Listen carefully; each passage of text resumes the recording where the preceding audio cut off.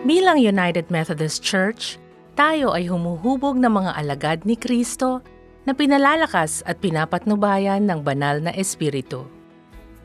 Love boldly, serve joyfully, and lead courageously sa ating mga lokal na komunidad at sa koneksyong pandaigdig.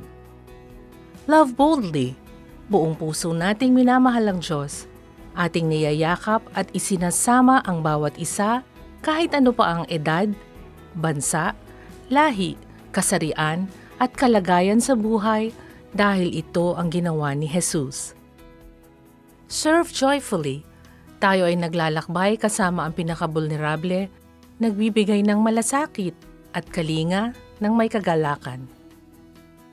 Lead courageously, matapang nating tinututulan at winawasak ang lahat ng anyo ng kasamaan, kawalang katarungan at pang-aapi.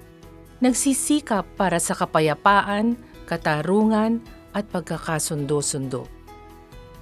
Ang ating misyon, ang ating rason ay hindi magbabago, to make disciples of Jesus Christ for the transformation of the world.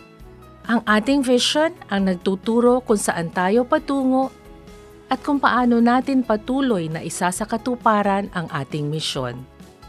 Purihin ng Diyos para sa ating misyon na puno ng pag-asa kung saan patuloy tayong magkakaisa sa ministeryo sa iba't ibang panig ng mundo. Para sa karagdagang kaalaman, check umc.org/vision.